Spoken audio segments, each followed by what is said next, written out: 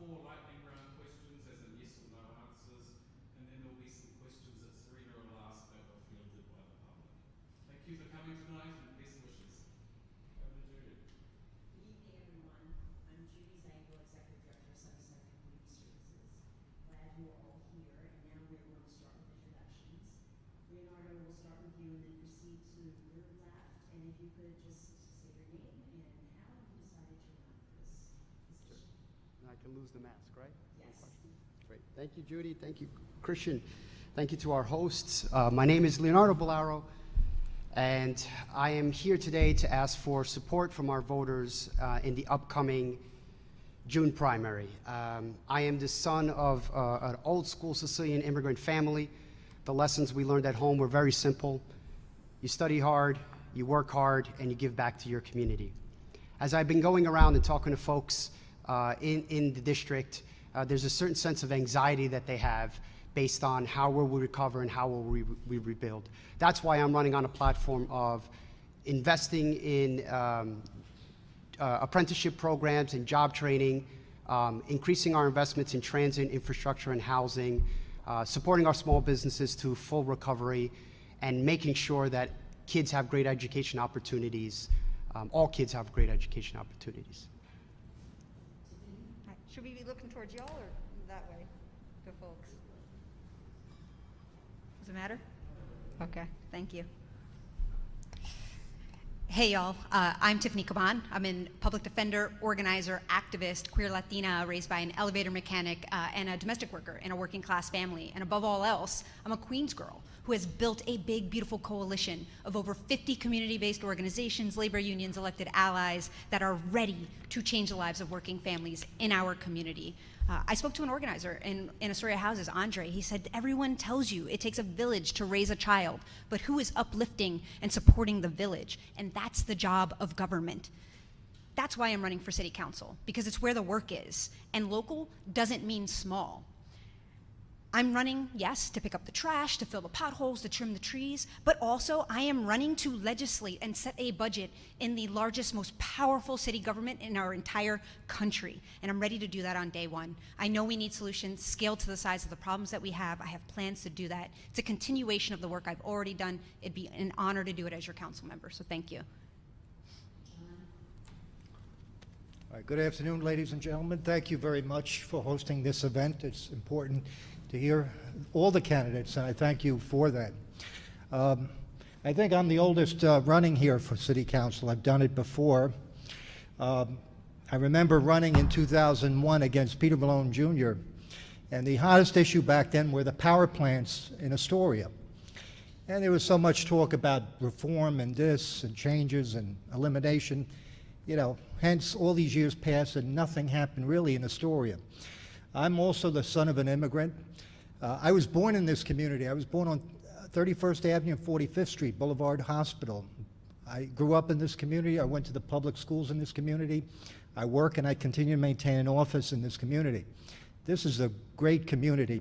But unfortunately, I don't think the issues are being addressed, the important issues, like crime. There's a tremendous crime problem in our area. Homelessness, the emotionally disturbed, they need our assistance. Businesses and homeowners are in need of help. Am I down? And then finally, we're cheating our children. We're abusing our children with this homeschooling. Thank you so much. So my name is Nick, and I'm a yoga instructor. If anyone listening is into yoga, I'm the owner of Yoga Agora, and so if you're into yoga, you may have taken my class over the years. Or if you have a friend who's into yoga, they may have taken my class, and I'd certainly welcome you to ask them about me. But yeah, I'm making this pivot now into the world of politics because I'm concerned about the physical and mental health of our city. I think by any objective measure, whether it's anecdotal or scientific, I think there's absolutely no question that our physical health and our mental health are in rapid decline. But it's okay because we can fix that. There are highly effective, inexpensive ways that we can improve health and wellness, and I have a plan to do that. I've been practicing yoga for many, many years. I've been teaching yoga for many years. I've been running a small business for the last 11 years, and I've been working with a lot of brilliant grassroots community activists. So I'm ready to put forward a plan that I guarantee will significantly improve the health and wellness of our communities. And I look forward to sharing those ideas with you here tonight. Thank you. Catalina?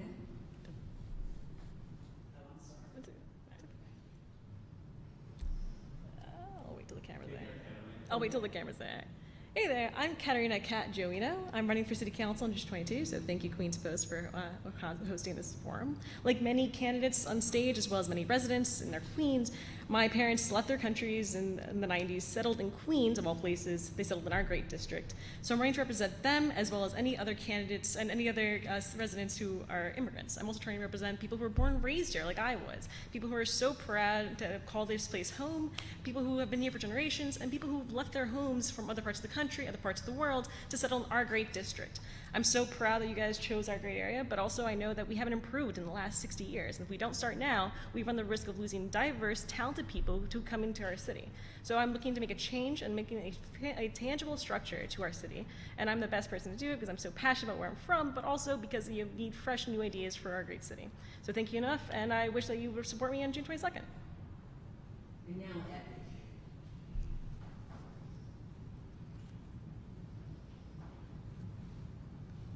This is what happens when you wear hoop earrings. I should know better. But anyway, thank you so much for hosting us this evening and forcing me to get out of my sweatpants for the evening. My name is Evie Hanzopoulos, and I'm the daughter of working-class immigrant parents. I was the first in my family to graduate from high school and graduate from college. I have been an Astoria resident for 22 years, where I have been active as a community organizer, a public school parent leader, and a Community Board 1 member, where I chair the Housing Committee. I run an educational nonprofit called Global Kids that works across New York City public schools. And I'm running because I love this community. I know its needs and I know its problems. I have been on the ground working on a host of issues with people all across the district of diverse backgrounds on issues like affordable housing, education, climate justice, and over the past year, COVID relief. I want to bring my tenacity, I want to bring my passion for service, my deep commitment to equity to the City Council, and create a city and a district where everyone can live with dignity and be treated equitably. Thank you. Thanks, Evie. The first question is going to be fielded to Tiffany, given the fact that Leo went first before, and we'll just go around that way. Right, so Queens has the second highest number of older adults in the city, and that number will continue to rise. What are your plans for combating ageism and making sure that the resources are there for people to age in place comfortably?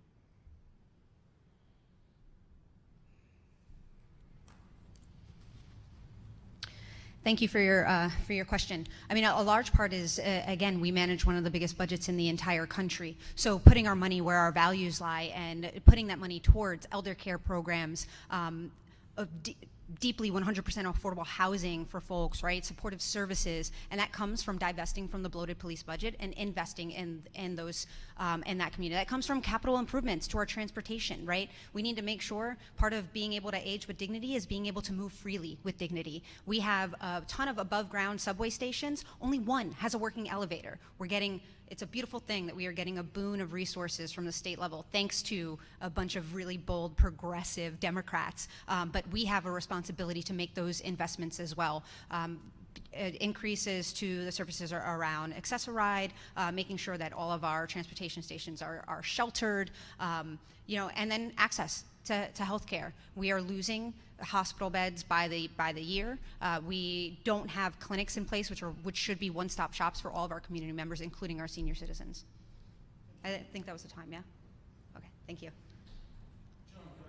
Same question. Thank you. You know, we have to honor our seniors who have been at the forefront of this community, that built this community, and we're not doing enough. We're not doing enough for senior housing. That's a fact. We're not doing enough in terms of crime. Seniors are the #1 targets for crime. And there's been a philosophical difference here on this, in this situation right now, and I couldn't disagree with some people more, that we have to respect our police. Now, there are bad police. I've gone after them civilly. There are bad teachers. There are bad lawyers. There are bad doctors. There are bad nurses. But do we broad brush and white like a broad brush, whitewash them all, that they're all no good. No, we have to respect everyone. And we have to make sure our seniors are safe. I talk to seniors every day. They're not safe going out. They're not safe taking the subway. They're afraid of being shoved onto the tracks. We've got to give them the support that they deserve so that they can go out by themselves. We also have to support them with transportation. With the new BQX bus down on 21st Street would be of great assistance to our seniors. Thank you. Thanks, John. Hey, listen, some people may not have heard me ask the question initially. Supposedly there were some sound issues. So, Nick, you are asking the question. Listen, Queens has the second highest number of older adults in the city, and that number will continue to rise. What are your plans for combating ageism and making sure that there are resources available for people to stay in their homes? Sure. I have thought about this before, and I have this idea. It's a little out of the box, but I think it's worth talking about, which is that I've heard that as individuals age, one of the biggest fears and one of the greatest cause of injury, serious injury, is falling. And there are programs that we could put together to teach elderly individuals how to fall safely. You can actually practice falling. It's an esoteric idea, but it works. And I would love to put together community programs that could bring seniors together. It would improve their social health. It would improve community ties. And we could literally have, as strange as it sounds, I guarantee it would be really effective, we could have classes teaching the elderly how to fall properly to avoid injury later in life, improve their bone density, and help them keep them feeling safe. Thank you. Eva, your turn.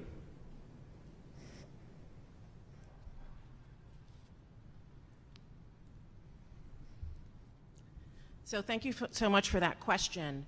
I find myself right now, I am the sandwich generation. I am raising my own children and taking care of my elderly mom at this point, but I was taking care of my dad, and my mom has Alzheimer's. And I feel that our seniors are neglected, and we need to engage them in helping us solve their problems. They want to stay in their homes. We should be finding ways to retrofit homes more, offering incentives to landlords to do so that people can age with dignity. We should be building more senior housing. I fully supported the project that Catholic Charities is going to build 100% affordable senior housing. We need to do more of that and use our public land for those purposes as opposed to giving them to developers. We need to have more programs for seniors so that they feel that they have a voice in their community. During this whole COVID crisis, we saw how they were late to get their vaccines. We did not go to them. We need to go where they are and serve them and find out what their needs are and respond appropriately by engaging them in coming up with the solutions, not imposing solutions on them. Thank you. Katerina? I grew up speaking Italian. That was my first language, and I was often trying to translate documents for my parents, my family, and for the massive amount of elderly neighbors in our block and along Queens. Queens has the second largest percentage of again, elderly neighbors, but it also has the largest percentage of immigrant neighbors. A good portion of the elderly population are immigrants, so we need to offer first class, any translation documents, any kind of government assistance that would protect people who don't speak our language and are a vulnerable age in society as it is. We also need to increase our mobility reasons. There's a great theory in politics considered the cut curb theory, where if you do one small mobility-minded thing, it will improve the quality of life for other people. One example would be to cut curbs, so people who are wheelchair-bound, who are mobilely impaired, will be more able to walk around and will be able to get to their places. So if we don't fix our infrastructure now, it will make it very hard for everyone else, no matter what age, to improve. And again, increase grants to elderly homeowners. Thank you. Leonardo? Thank you, Christian. I think what COVID showed us is how vulnerable certain populations really were, and for especially our senior community. I live in a large apartment complex, and I can't tell you how many times there was deliveries from city services. Those are so important. Access-a-Ride making themselves available so our seniors could move around. So I totally do support making sure that we're fully funded in programs like that. One of the things that I heard a lot, or I witnessed from my senior neighbors, was that feeling of isolation. A lot of times they were living at home alone. I'm fortunate that I live in a really beautiful community where we would check in on each other, we'd talk to each other. To the extent that they could go out, they would try. But we have to really prevent against that feeling of isolation for our seniors by funding our community centers so they have places to go where they're interacting with their peers, but also young children, as well supporting senior houses. And I think there needs to be laws on the books that prevent any type of age discrimination for the ones that want to continue to work and have that dignity of work. Thanks. Judy. Second question, and John, we'll start with you. Several nonprofit organizations, this is a question close to my heart, by the way, and throughout the city stepped up in incredible ways during the pandemic to fill the gaps in what the government was not providing. And we will be critical towards the city's recovery. Many are facing shortfalls. What would you do to support and stabilize the nonprofit community? Thank you. I think you're 100% right. Non-for-profits stepped up. We saw it with COVID, where they handed out meals, support. They provided counsel, attorneys for people in need. They helped businesses in need for PPP funds, for equipment, PPE equipment, masks, stuff like, any sanitizers, items like that, yes. And, all too often there are people, again, let's talk about philosophy here. This is going to be a campaign on philosophy. People think the government should do everything, that the government should do everything. We've seen government fail us many a times. We've seen it in this city. And the non-for-profits have succeeded because their interests and belief systems are different than the public bureaucracy, where you have to go through various chains and people and bureaucrats, where the nonprofits succeed all the time. And we need to put more funding in non-for-profits. The hosts of today's event proves that you're concerned with the community. Am I up in time? Yes. But thank you very much. Nick. Sure. So as far as I understand, the lifeblood of nonprofits comes in funding. So grant funding, municipal funding, reworking a budget to pump as many dollars into them as we can. But beyond that, nonprofits need as much agency as possible. We have to give them levers of power, whether that means that we start leaning in nonprofits with building community land trusts, or we start leaning in to nonprofits with emergency relief. We give them agency, autonomy, and we give them tools to create their own programs, and we empower them. And then maybe we could even look at ways that we could increase recruitment. We could just expand the size of nonprofits. Maybe that means extra grant funding to recruit new employees, or whether it means bringing nonprofit leaders into the behind closed doors meetings of municipal government. Let's give them as much agency, power, and human resources as we can. Evie? So during COVID, we saw how nonprofits stepped up, and the nonprofit that I run, Global Kids, certainly did. We had to pivot. We had to shift from doing our work in person to virtual, and also provide those services and items that families needed to survive. So we really do need to support nonprofits, and the way that we do that is also baseline funding. What happens right now is every year we struggle to get SYEP approved in the budget. We struggle for summer camps that families rely on. We're always fighting. We spend so much time and energy fighting for our funding. It should be baselined in the budget. That's number one. We also need to make sure that nonprofits get the money they need to pay their workers fairly. It's very hard working in a nonprofit, given the funding that we have, to pay a competitive salary. So we need to increase the funding so that people can make a living doing this and afford to live in New York City. And lastly, make sure that they have space, free or very low cost. Katerina.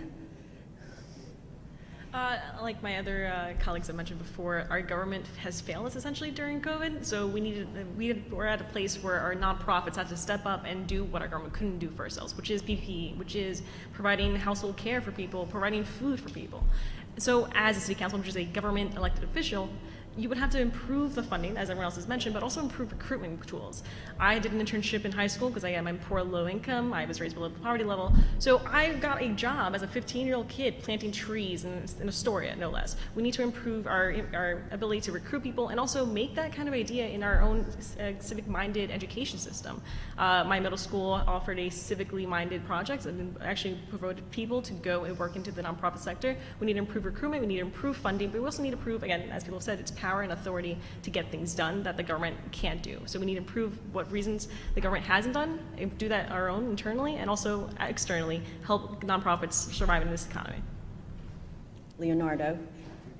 So my career, I've spent 15 years in education and nonprofits. One of my roles was as a leader, a co-founder of a New York City high school, but also a project director where I reported to the US government on grants. So I have a lot to say on this, a lot of ideas. Of course, one of the things as a council member could do for your nonprofits is through your discretionary funding, making sure you're allocating the amounts in an effective way that affects the most people. One of the things that I would hear a lot from foundations is that nonprofits need to collaborate together. I'd like to help lead that or give examples on how that could happen. All nonprofits are going to the same funders, going after the same amount of money. So foundations appreciate when nonprofits come together. So what type of technical training can we give to nonprofit leaders so they can be working together? The other thing as well is we need to engage the private sector, the business sector, and the other philanthropist foundations to really step up in this time of need, and I'd like to be a part of that conversation. Tiffany. Thank you. I don't want to be redundant, so I kind of want to add to some of the things that folks said in terms of like, yes, we need to fund our nonprofits. We also need to think about the fact that at the city level, we can't raise revenue, and so it's about shifting budgetary priorities. So I'm going to say it again. We're going to divest from the bloated police budget and invest in our community, specifically our nonprofits. In addition to that, we have to think outside of just the services they provide. See, nonprofits, they engage in a bunch of different strategies, and this is where my organizer background comes in. They are providing, yes, direct services to their community members, but they're also working hard with issue-based campaigns to move legislation and governmental structures. And so making sure that, for example, I'm a former trial attorney, right? Like, I am looking forward to having oversight hearings to equip our communities with the information, the data that they need to hold people's feet to the fire and run more targeted, effective issue-based campaigns so that they can better do their work. And then, you know, on top of that, just making sure that nonprofits in our community are better able to get the money more quickly. We know that the smaller nonprofits have a tougher time up front because they have to wait for the money to come in. Thank you. Sorry. Great. Thanks, Tiffany. Okay, this is the third question. Nick, you're the first to field it. There's been a rise in gun violence in Western Queens. Obviously, we saw some shootings, 3 shootings in Woodside houses. I guess it's in the 26th council district, but it's kind of in our backyard. What would you do to solve this problem? So I would start with a very sober understanding that crime, violent crime, is a source of deep-seated trauma. Nobody is born a criminal. And whenever we see violent crime, that was learned. So let's find out, how did this individual learn to commit violent crime? When we do a deep dive, a mindful deep dive into the sources of what we call, I'm going to use quotations, crime, we can start to effectively curb it in another direction. So that's going to take some, deep dive work. Now, more surface level work, I love the idea of community-led safety and putting together community organizations to inspire residents of any community to disengage from crime or violent behavior. We can look at Queensbridge Saturday nights. I'm going to give a plug for From the Ground Up. Sugar Ray, brilliant organizer, puts together like an arts and culture event on the basketball courts at Queensbridge. He is a community safety officer, and we can lean into ideas like that to curb gun violence. All right. Thank you. Evie? I mean, gun violence has been a problem for years. It's not a new problem, and we see spikes, particularly when our communities are traumatized. So it's really important to look at what are the programs that will prevent this from occurring. What are the root causes of gun violence? It is, like Nick said, no one is born a criminal. What are the things that cause people to resort to gun violence? We have some of the strictest gun control laws here in New York City. However, there's a nationwide issue. We need to address that across the board. However, here we could be working, funding organizations like Build 696 Queensbridge, other gun violence prevention programs that really look towards restorative practices to heal communities so that people are not resorting to gun violence. We need to house people. We need to make sure people have jobs. We need to make sure that everyone feels safe, regardless of the color of your skin, and to really make sure that people don't resort to gun violence. We also need to look at just not just shootings on the street, like the unfortunate cases that we had, but also things like suicide, domestic violence, and addressing those issues as well, because that is part of gun violence. Thanks, Evie. Katerina? We need to restructure the police budget to increase more people on the street who are not people from living in other parts of the city or outside of the city, which that means including NCOs, neighborhood coordination officers, who are, again, seen as friendly people who are not seen as people of higher authority. I think we need to restructure the police budget to remove actual people with arms on a street, making it a very antagonistic view of the police and offering more preventative measures. Again, that goes with restorative measures, including trying to get people who are healthcare professionals or mental health professionals, trying to prevent crime from happening in the first place, which is what the police is meant to do. So any kind of gun action, frankly, is an action of the police, unfortunately. We need to not only try to restructure the police budget, we also need to offer man-on-the-ground kind of help on people, so prevent them from ever committing a crime or prevent people from going down a negative route as it is. And again, that goes with education, that goes with help, and that goes with just gentle social care. All right, thanks. Leonardo? I think for far too long we've been asking our police to be the first responders in a lot of our social issues, whether it's dealing with someone that is having a mental health issue, incident, a drug incident, a homeless incident. I'm all for holding the police department accountable for the people it serves. But I think it's important that we get them to focus and have their resources dedicated towards the things that they're meant to do, they're trained for, which is reducing crime and getting guns off the street. I do support a co-responder model where we're pairing up police officers with mental health experts that are going out to assess that first situation with the hopes of making sure the incident doesn't get escalated and the people are receiving the services that they do need. But in terms of, once again, allowing the police to focus on guns, we have to give them also the resources to do particular data sharing across borders, because that's where a lot of the guns are coming in. So let's let them focus on what they're really good at. All right, thanks, Leonardo. Tiffany, over to you. To put it simply, if it saves lives, it is worth doing. This is not a new problem, as was mentioned. One of my earliest memories as a 3-year-old was my mother hiding us behind a car in the middle of gunfire in Woodside. So what we have to do is we have to expand crisis management. We have to expand our violence interruption groups like Cure Violence, like Life Camp, because quite honestly, what we know is that 2 to 5% of what the police do is what we think that they do. And we give them over $6 billion to do it. 2 to 5% of their time is spent responding to violent crime, not interrupting, not preventing, responding to. 95% of that time, they're credentialing our press corps, they're taking kids' temperatures in schools, they're responding to people in mental health crisis, they're doing general traffic enforcement. We need to lean into what works. We know that if there is a well-resourced, fully funded, fully staffed violence interruption group in an area, gun violence goes down by upwards of 30 to up to 70 or 80% in those areas where police have not been able to do that. So we lean into what works and what saves lives. We fully fund violence interruption groups. Thanks, Tiffany. John?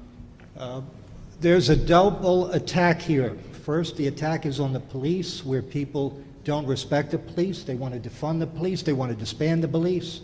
They want to make the police the enemy. Can't do that. It's like being in a classroom. If you're going to demonize the teacher, you're not going to have successful kids. We're not going to have a successful community if we demonize our police, as some people want to do. But gun violence is up because of the bail system that has failed us in Albany, that they passed this bail system. They created a cookie-cutter approach where everyone committing a certain crime is allowed out. We have to have accountability. Judges are supposed to be the accountable people to determine whether a person goes in or out based on a bail reform. We had a situation where a young kid was arrested 5 times for a gun, and he kept coming out because of the bail reform law. We've just encouraged gangs to get bigger and more powerful because we are limiting and handcuffing the police. As far as the emotionally disturbed, they don't understand. I'm an EMS, and when we respond to these scenes, they are the most dangerous people. This is very important. Yeah. Don't tell me you can't send a cop. As an EMT, I would have been killed 3 times if there wasn't a police officer behind me, protecting me. All right, thanks, mate. Okay, Thank you all. You've been great adhering to the time constraints, so thank you. This is the lightning round, and we want you to respond yes or no. So if you can continue to use your self-restraint, we'd appreciate that. We're going to start with Evie, and a couple of you have already answered this, so it should be very easy. Would you advocate for reducing police funding if elected? Yes. Yes. Yes. Yes. No. Yes. All right, thank you. Next question. Many people argue that the gifted and talented programs at New York City schools should be scrapped as a means to desegregate the public school system. Would you advocate for ending this program? Evie? It's not a simple yes or no question, but I would say I would go for school-wide enrichment model. So, yes. All right. Kat? As a graduate of 122, no, but again, not a simple yes or no question. I'm sorry, I didn't catch it. Was it a yes or a no? No, but No? again, not a simple question. Leo? No. Tiffany? Can you repeat the question? Sorry. Oh, sure. Many people argue that the gifted and talented programs at New York City schools should be scrapped as a means to desegregate the public school system. Would you advocate for ending this program? I was a G&T kid, and yes. Okay. John? No. No. We're going to begin with you, Katerina. Half of the community board appointments are made by council members. Should this practice continue? No. Yes. Tiffany? Yes, with community input. No. Nick? No. Evie? Yes. Okay. Leo, do you think the DOT's decision to put down protected bicycle lanes on Crescent Street was the correct one? Yes. Sorry, I'm having trouble hearing you. Do you think the DOT's decision to put down protected bicycle lanes on Crescent Street was the correct one? Yes, but they weren't truly protected. We needed quick curbs. We needed, real hard protection. Somebody actually passed away in that bike lane because it wasn't properly protected. Fair enough. John? No, and like everyone else who wants to make a comment, it's devastating for the hospital that has emergency personnel trying to get through Crescent Street. All right, thanks. Nick? I like protected bike lanes, but no, Crescent didn't do it right, so I guess my answer would be no for Crescent Street. Evie? To the bike lane, yes, but it needs tweaks and modifications. Okay. Same thing before, yes to the bike lanes. We need more, better protected bike lanes. All right, thanks, Kat. I'm going to ask one more question. The ULIP process. Whose turn is it first? I think it's Leonardo's. Leonardo's. Right? Okay. All right, Leonardo. The ULIP process. Maybe it's come into a lot of criticism in terms of rezonings of big projects. Do you think it's an effective process, or would you advocate change? I support a comprehensive planning model to development, and the reason why is because the ULIP process allows for a reactive community response to a lot of development. So whether it's being driven by administration or the developers, the community then responds. With the community, with the planning process that's put out there by Speaker Johnson, it's the community that would drive more of that conversation. So I think the process needs to be followed more around the comprehensive planning model. Ways to improve the ULIP process as well as to speed up. Right now, a lot of the things are being done on a sequential basis. If we could then, rather than just waiting for one part to stop and the other one to begin, we could be doing them on parallel tracks. All right, thanks, Tiffany. Is this a minute long Yes, question? yes, it is. Okay, got it. All right. So no, I don't think that it's effective. We have to turn it on its head. Right now, we have a model where, and I agree, we need a comprehensive planning model, but I actually think Corey Johnson's is not good enough. It's not the thing that we need. We need to flip it on its head. Right now we have a model where, corporate developers and private interests can come in and extract wealth from our communities, proposing projects, and then there's limited input, and you have these high luxury sky rises that are half empty, while what we get is like maybe a grocery store or something like that. We're fighting over scraps, right? It needs to be turned on its head. Communities should be ideating what needs we need met in our communities, and then going out to developers and saying, hey, meet this, right? We have to make sure that we are not extracting that wealth from our communities, that we're taking care of folks, and that we're doing a couple of different things. We need to stop displacement and gentrification. We need to deeply invest in existing affordable housing, create truly affordable housing for those in the gap, and then create opportunities for more resident and tenant control. We need to lean into community land trust models. Thank you. All right, thanks, Tiffany. John, over to you. I'm against the ULEP process. It's a process that was designed to allow certain people who have a lot of money, hire lobbyists, hire special interests, hire ex-politicians to advocate to change the zoning on a piece of property that their next door neighbor doesn't have that luxury. It's like giving out a winning lotto ticket to the landowner, and that's wrong, because it not only bypasses the community board's position on the issue, but it just demonstrates again how certain people have access in government and other people don't. And this is the perfect example where you've got to eliminate it, because even we've seen throughout the city dishonest city council people using this proposal to get donations and to get money coming their way and to get union support their way. It's part of the process, and it needs to be changed because it's not a true process. Thank you, John. Nick?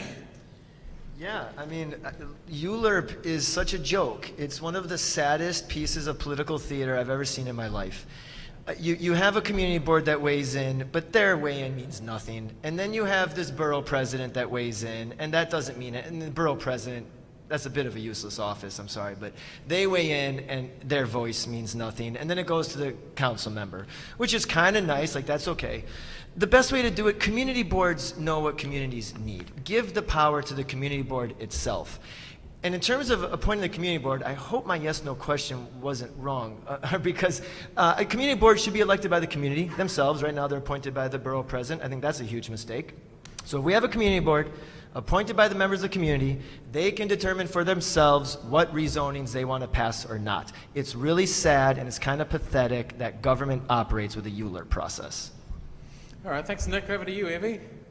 So I've been on the community board for 11 years, and I have been the most outspoken critic about ULERP and also the kind of development that's been going on in our community. I am not taking money from real estate developers because they have great influence in the ULERP process.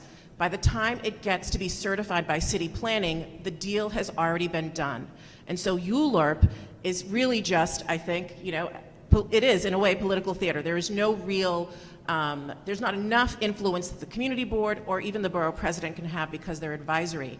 And what we get instead is affordable housing that is not affordable. We get loss of manufacturing space and jobs, and we get burdens on our infrastructure through this process that the developers never pay for.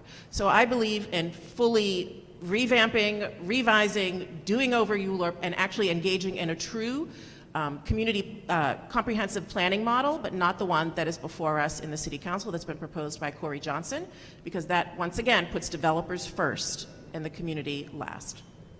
Thanks. Evie? Oh, sorry, Kat? Again, I obviously want to revise and reissue and relook at the ULERP process. As a friend of mine said during HQ2, you live in ULERP. Again, essentially, we shouldn't be giving a community board that has 50 people the power to make, again, an advisory note as anything, over hundreds of thousands of people who live in the district. But again, we also need to look at why people are applying for the ULERP process to begin with. I agree in a certain point the developers need to build things, and again, if we don't build housing, then we can't actually have a large housing stock in our community. At the same time, if developers are applying for ULERP, it means that there's something wrong with the zoning crisis, with our zoning laws. Our zoning laws have not been updated since the 1970s, and even then it hasn't been fairly updated since 1917 when it originally was instituted. So we need to revise our zoning laws. We also need to revise the process to make it less likely, less long, less lengthy, and have more quality community input from people. So I am proposing having developers on their dime send out letters and any other kinds of forms, telecommunications to every single resident district telling tell them their plans, and go back to the community board, go back to the Queensborough president and the city council, and have them all decide on what's going to happen in their community. All right, thanks. Serena?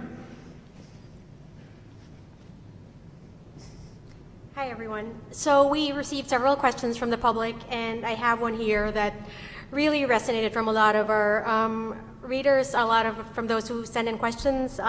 As we all know, there are transit deserts in the 22nd District, such as below 21st Street towards Astoria Houses and sections of Astoria by East Elmhurst. If you are elected council member, what would you do to solve this? I guess we'll start with Tiffany, right? Yes. Yeah, that's right. Thank you. Yes, it's a really important question. We have like horribly disinvested from west of 21st Street. I mean, it's a little bit better now because we have the ferry there, but like that just speaks to the stark problems. Like you had the people who were the closest to the island of Manhattan having the longest commute to Manhattan. I think that we need more dedicated and protected bike and bus lanes. Obviously, like I talked about, adding capital improvements to all of our public transportation systems. But you know, even on 21st Street, it's ripe for a dedicated bus lane, not just for in our district, but all around the city. You know, I am in support of and proposing adding 500 miles of protected bike lanes, 500 miles of protected bus lanes, so that every single New Yorker, not just the folks in our district, but throughout the city, are at less a quarter of a mile from either of those things. John? Okay, thank you. Yeah, there are serious transportation problems in our district. The BQX that was proposed, where a bus would run from the beginning of Astoria, 19th Avenue, all the way into Brooklyn, down 21st Street, would be ideal to serve that part of the district. We need to advocate that and provide the funding for that. Bike lanes are great, but when it's 6 inches of snow or 12 inches of snow and there's ice, they're not practical. Seniors can't ride bikes for the most part. Not all seniors, but most seniors can. So we have to explore other areas. Busing, we need more buses. We need to have more buses. Reliable times that they appear in our neighborhoods. They often at times they don't come. People have to wait more than they should. I advocate a ferry at 19th Avenue in Astoria. We should have a ferry right there to bring the people in that neighborhood into Manhattan. But we need to do a lot more for transportation. Nick? Yeah, bus lanes, definitely good. Dedicated bus lanes, awesome, especially if they can be clean, electric, or hybrid buses, even better. Bike lanes, don't be afraid of bike lanes. I bike in the snow all the time. If you're tough, you can do it. It's not a big deal. You can figure it out. More bike lanes. Listen, even a trolley could be okay as long as there are no public-private partnerships. Public-private partnerships are a siren song that never end well. Direct city investment in our transit is the only way. And no more of this Albany, asking Albany for permission what we can do transit-wise. That's so dumb. We'll figure it out on our own. We're a healthy, smart city. So even leaning into some ideas like what they did, 14th Street in Manhattan, they kind of blocked it off to the cars so only buses could ride there. Might work. We have to check in with the neighbors a little bit about that. But definitely buses, definitely bike lanes. We can get up there into East Elmhurst and so on, but stay away from public-private partnerships. You're Icarus flying to the sun if you get involved with that. Evie? So actually, if you look on my website, I very specifically reference those two areas that you mentioned, west of 21st Street, and then East Elmhurst, where they really are transit deserts. So we need busways, we need express bus service as well, dedicated bus lanes, expanding our bike infrastructure. More and more people are biking, and we need to make it safe for people, both for the people who are biking as well as the drivers. Sometimes I drive, and I like to have a protected bike lane because I know that it's safer for me and it's safer for the person who is cycling. We need to look at things like fair fare, so people are encouraged to take public transportation. And when these large developments are going up, we need the developers to pay for transit infrastructure, and to reduce the amount of parking spaces and provide a shuttle bus service so that we're not bringing more cars to the street as well. But I really feel that those two areas have been neglected. We need to do something for those folks because we also want to reduce cars on the road. It's better for the environment. It's better for our health outcomes, and particularly for those communities who do experience higher asthma rates and respiratory illnesses because of the pollution that we have. So looking at how we can expand our public transportation and infrastructure, I think, is really important. Katerina. 3 Bs, bikes, buses, boats. Essentially, again, I've biked every single day, including this winter when it was 17 inches of snow, let alone 6. So I'm able to bike anywhere, and we also need more protected bike lanes, park protected bike lanes, and just, again, areas between cars and cyclists. At the same time, we need to increase our waterways. BQX, for example, was just an effort from DDB to Lazio, for those who don't know, in cahoots with Rebney and other real estate developers. So we're going to stay away from our own version of BQX, increase our busways, make them expressways, try to get rid of traffic on streets, and try to increase more mobility for people. Like I mentioned before, your first question, the majority of people who are over the age of 60 in our district are immigrants. They are not from the US. They also don't tend to have licenses, including my family, my own. I live on the border of East Elmhurst and Astoria. I walk 20 minutes every day to get to the train. I know how annoying it is. I also know how privileged I am to have that mobility to walk. We need to increase our busways to allow people who can't drive or can't afford to pay for drives to get on the bus. We need to increase the ability to again, increase infrastructure and transportation all over the district and into East Elmhurst. Leonardo. The greatest city in the world deserves the greatest transit system in the world. And the way that we're set up with our current trains and subways are just not doing it enough. Like my colleagues, I would encourage greater investment in our buses to make them faster and more efficient.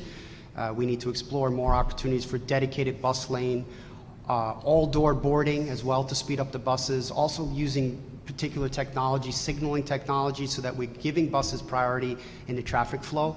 I think it's about time we realize our vision of a interconnected bike network across all 5 boroughs, so I would push for that. I would also encourage third-party companies to come into the space and expand their shared programs like City Bike, like Revel Scooter, so that we're giving even more transit options to residents that are living in transit deserts.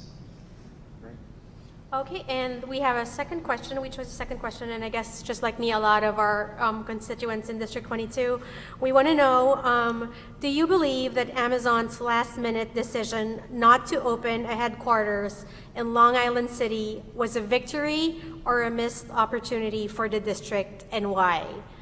And for this one, I think we'll start with John. I think one of the greatest tragedies in my lifetime was when we lost Amazon.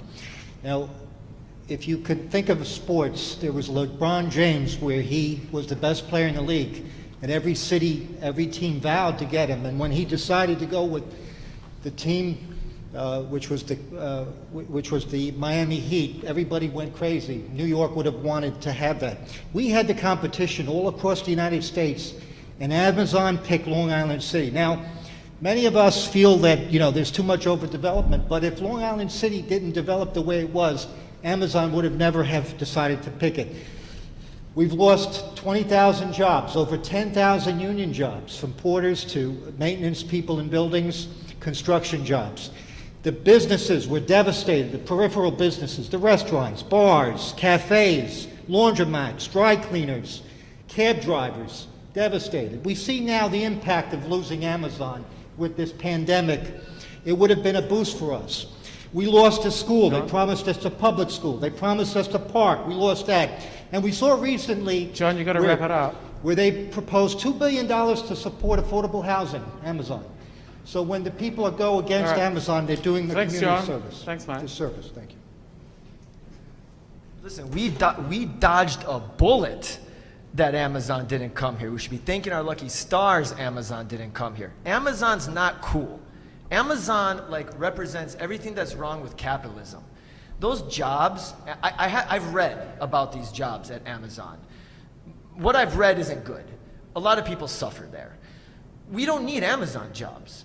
Let's give members of this community their own small business jobs. Let's give them the resources they need for jobs with autonomy and agency, some more dignity, and some self-determination. People like to work, yes, but they don't want to be slaves to large corporations like this.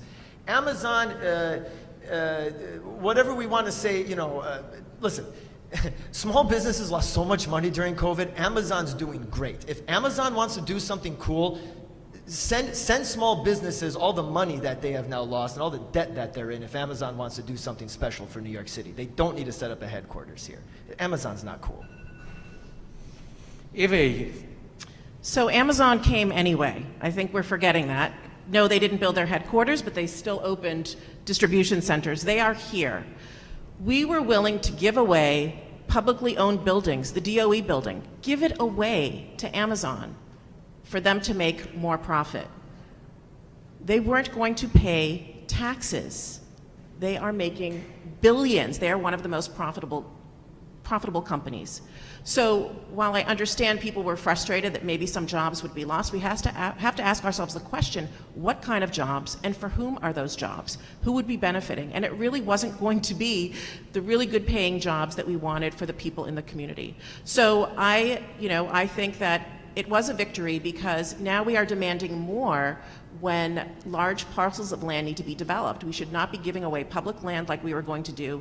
If the city can give it to a company like Amazon or is willing to do that, they should be willing to give that building to a community land trust, which is what I'm trying to do as part of the Western Queens Community Land Trust. We need to refocus really what development is about and who it should be for. All right, thanks, Evie. Because I just want to put into very simple terms what Amazon did to show why it's such a good move that we didn't have it, they created an artificial competition between cities across the entire country to sell themselves to get Amazon, a multi-trillion-dollar company that is the largest company owned by the richest man in the world, to come to New York, which it was going to do anyway. So the fact that we lost or won Amazon to begin with was regardless of the fact that, again, Bezos has 2 homes, one in Virginia, one in New York, so it really wasn't an option as to where he would have gone either way. We didn't lose any jobs. Jobs still here, as my colleagues have mentioned before, and second of all, they weren't going to be jobs for people like you and me. They're going to be jobs for people who already are having those jobs, who are making 150 grand coding and have the kind of skills. We needed actual jobs for people who are living in this district, who are living in this area, who don't happen to have expertise, so their false promises of offering jobs are mostly just externalities that are given from those people. Whether that's going to delivery drivers, going to one guy's house because he moved here, then that's not worth it. That's not 20,000 jobs. Look at Atlantic Yards, look at Hudson Yards, just for an example as what it means when we give away money for free to companies that don't deserve it. Thanks, Katerina. Over to you, Lennon. I think one of the issues with the Amazon deal is it was done very much in secret. It was a deal that was arranged between the governor, to an extent the mayor, and the leadership at Amazon. My gripe with the deal was always, if you're so proud of this deal, put it out to the public, critique even sooner than they did. I do not think the government should be subsidizing one of the richest companies in the world. The case point is that Google came here without subsidies and they continued to grow. To Evie's point, Amazon came here. I think that money, that public money, is better suited for things towards investments in education, investment in housing, investments in infrastructure and transit to really affect the residents of New York City. Thanks. Tiffany? A lot of people have reduced this to jobs or no jobs, and that is absolutely a false choice, right? I sat in the council hearings where, Amazon executives testified that they would fight unionization. We need good union jobs in the city, and we can do it with a Green New Deal across the city. We could create 100,000 green union jobs. This is a New Deal moment. In the worst economic crisis we've had since the Great Recession, we have to create new jobs. It should be in green infrastructure. We have a housing crisis. Over 800 people in our district are in shelters. Hundreds more are housing insecure. We can create jobs by building more housing. And we have to do it through creating more union jobs. I'm the product of a union family, and it's not just about those workplace protections. Because of the union, my father was able to go to, it is how we get safe and healthy communities. He was able to access inpatient treatment and keep his job because of the union. He got fired because he was a whistleblower, got his job back because of the union. I was able as an adult to access therapy, to relate with the world in healthier ways because of the union. We need to be creating union jobs that help make our communities safer and healthier. Thank you, Ms. Caban, and thank you, everybody. Thanks again to our candidates this evening who have really offered an amazing preview into their policy agendas and governance priorities, and who have really demonstrated what a wealth of strong candidates District 22 has. and how difficult a choice it will be. I also want to offer my appreciation once again to our partners, Sunnyside Community Services, who physically is hosting in a safe, socially distanced way tonight's event, and the Queens Post for organizing and for all they continue to do for the community. Thanks especially to our viewers through various live streaming platforms, and please remember to vote on June 22nd. Good night, and thank you.